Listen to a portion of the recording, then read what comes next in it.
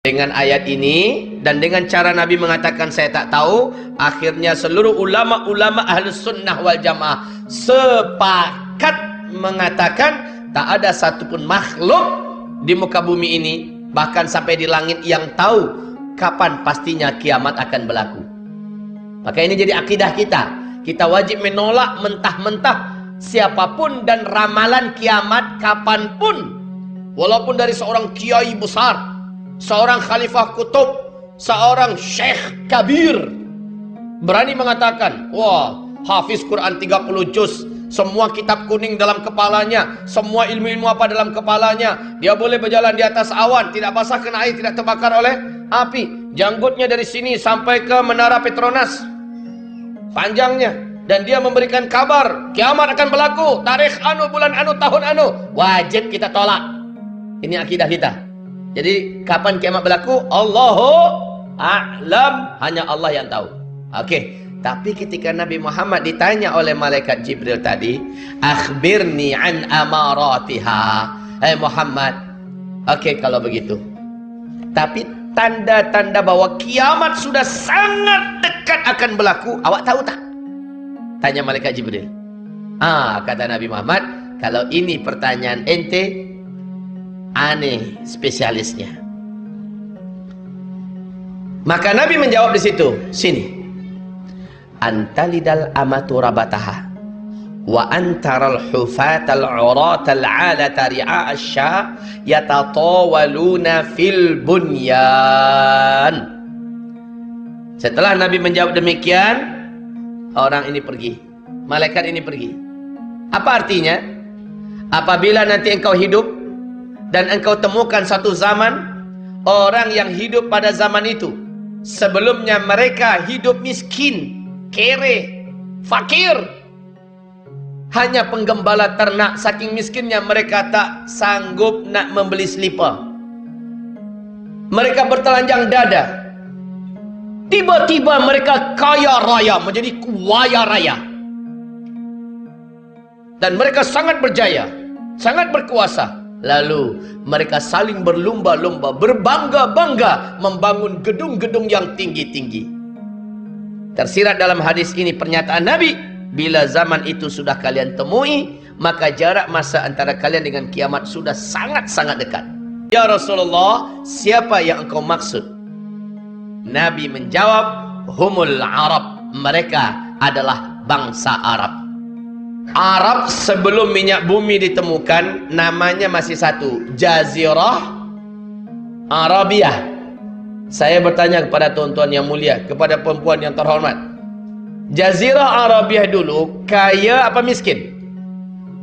Sangat miskin. Negeri gurun Sahara yang luas, pasir yang panas, tandus, bagaikan tak bertepi. Dia tak punya apa-apa. Memang miskin tuan-tuan. Tapi bila mana minyak bumi sudah ditemukan, mereka pun berubah menjadi negeri yang kuaya raya. Jadi bukan kaya raya, itu mah biasa. Tapi kuaya raya pakai tasydid. Apa yang mereka buat? Yang paling dekat di hati kita dulu, Makkah Al-Mukarramah. Silakan, Arab Saudi, kerajaan Arab Saudi buat apa di Makkah Al-Mukarramah, sekitar Masjidil Haram? Masya Allah, gedung-gedung tinggi pencakar langit. Bukit-bukit menjadi hilang, bahkan ada yang masih baki bukitnya, itu pun hanya di bawah pinggul, bahkan hanya sebatas betis-betis daripada hotel-hotel yang ada. Masjid Nabawi yang begitu indah dan megah mewah, sekarang sudah hampir tenggelam, dikelilingi oleh hotel-hotel bintang 5, mewah dan tinggi besar-besar. Ibu kota Riyadh ketika Raja Abdullah masih hidup, Pangeran Salman diangkat menjadi gubernur ibu kota Riyadh. Oleh Pangeran Salman, ibu kota Riyadh dirubah menjadi kota metropolitan ala Eropa. Jeddah dijadikan sebagai kota perdagangan dan persimpangan Timur Tengah. Ini baru Arab Saudi. Dulu mereka miskin, mereka tidak punya apa-apa.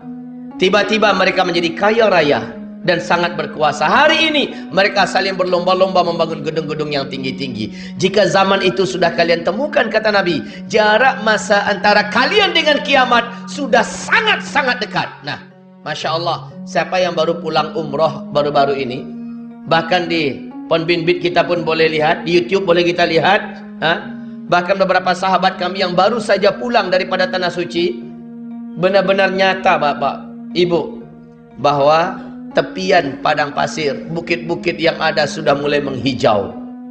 Rasul mengatakan, kiamat tidak akan berlaku sampai Arab kembali menghijau. Sekarang sudah berlaku. Sungai-sungai bukan lagi mengalir airnya, tetapi sudah banjir-banjir di sana. Masya Allah. Pada tahun 2011, Imam Masjidil Haram namanya Syekh Saud Shuraim, dalam khutbahnya menyampaikan hal yang sangat mengguncang bagi umat Islam. Apa kata beliau dalam khutbahnya? Kalian lihat dan perhatikan. Hai umat Nabi Muhammad, Rasulullah pernah mengajak Muadz bin Jabal radhiyallahu anhu berjalan-jalan di dekat daerah Tabuk. Lalu apa kata Rasulullah? Hai Muadz, apabila lembah ini, apabila daerah ini sudah mulai dibungkusi salji, maka itu antara ubun-ubun engkau dengan kiamat sudah sangat dekat sekali. Salji turun pertama kali di Tabuk 2009. Hanya semata kaki. 2011 sudah 1 betis tingginya. Sekarang salji yang ada di Tabuk sudah 1 meter. Sampai ke Riyadh. Bahkan Mekah ke Madinah beberapa areanya sudah ada yang berbungkus salju. Masya Allah, ibadah Allah. Apakah ada petanda yang lebih terang daripada ini?